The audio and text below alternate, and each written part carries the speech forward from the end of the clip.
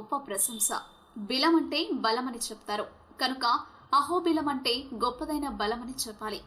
పురాణాల మేరకు శ్రీ మహావిష్ణువు రాక్షసుల రాజు అయిన హిరణ్యకశిపుడిని సంహరించేందుకు సగం మనిషిగాను సగం సింహ రూపంలో అవతరించినది ఈ ప్రదేశంలోనే అని చెప్తారు. విష్ణువు యొక్క ఈ భయంకర రూపం చూసిన సకల దేవతలు ఆయనను గురించి అహో ఎంత బలవంతుడు అని కీర్తించినారట. జయ జయ ధ్వానాలు చేశారట. అందుకని ఈ ప్రదేశానికి కాలక్రమేణా అహోబిలం, అహోబలం అనే పేరు వచ్చింది. ప్రస్తుతం అహోబిలం క్షేత్రం సీమాంధ్రలోని కర్నూలు జిల్లాలో ఆళ్లగడ్డ మండలంలో కలదు. ఈ పుణ్యక్షేత్రానికి వెళ్లాలంటే కర్నూలు, నంద్యాల మరియు హైదరాబాద్ నగరాల నుండి బస్సులు లభిస్తాయి. ఈ ప్రదేశానికి రైలు మార్గం లేదు.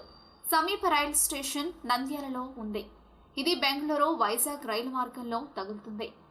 ఒక పురాణ గాథ మేరకు ఈ పుణ్య ప్రదేశంలో విష్ణుమూర్తి అవతారమైన నరసింహస్వామి రాక్షసుల రాజైన హిరణ్యకశిపుడిని వధించి అతని కుమారుడైన ప్రహ్లాదుడిని ఆశీర్వదించాడు.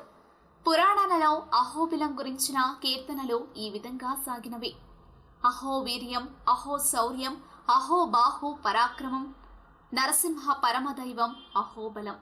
అహోబిలం క్షేత్రంలో నారసింహ దేవుడికి నిర్మించిన దేవాలయాలు వివిధ దిక్కులలో 9 వరకు నిర్మించినట్లు చెప్తారు. నల్లమల అడవులలో నిర్మించిన ఈ దేవాలయాలు అద్భుత శిల్ప శైలి కలిగి ఉన్నాయి. ఇక్కడి కొన్ని దేవాలయాలు గుహలలో ఉంటే మరికొన్నింటికి ట్రెక్కింగ్ చేసి కొండలు ఎక్కాలి. మార్గంలో అనేక సుందర దృశ్యాలు చూడవచ్చు. ట్రెక్కింగ్ కఠినంగా ఉంటుంది సుమా. మనిషి జీవితాన్ని నిర్ధారించే ఈ 9 గుహలను అత్యంత భక్తి శ్రద్ధలతో తమ శత్రు సంహారం కొరకు పూజించాలని నమ్ముతారు. ఈ ప్రదేశంలోని చుట్టూ కల నల్లమల కొండలను శ్రీ మహావిష్ణువు ఆసనమైన శేషపాన్పుతో పోలుస్తారు. తిరుపతి, తిరుమల ప్రదేశ కొండలను ఆదిశేషుని పడకగాను, నల్లమల కొండలను ఆదిశేషుడి మధ్యభాగంగాను, శ్రీశైల కొండలను ఆదిశేషుడి చివరి తోకగాను అభివర్ణిస్తారు.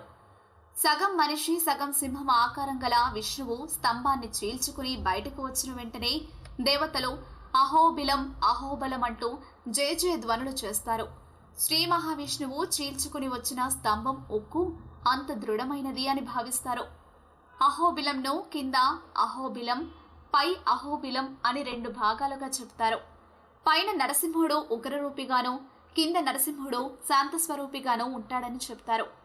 పురాణ గాథ మేరకు శ్రీనివాసుడు తన కళ్యాణ సమయంలో స్వయంగా వచ్చి ఉగ్ర నరసింహుణ్ణి దర్శనం చేశాడని, ఉగ్రమూర్తిని చూసి సామాన్యులు భయపడుతున్నారని భావించి ఆయనే స్వయంగా కొండ కింది భాగంలో శాంత నరసింహుడిగా ప్రతిష్ఠించాడని చెబుతారు.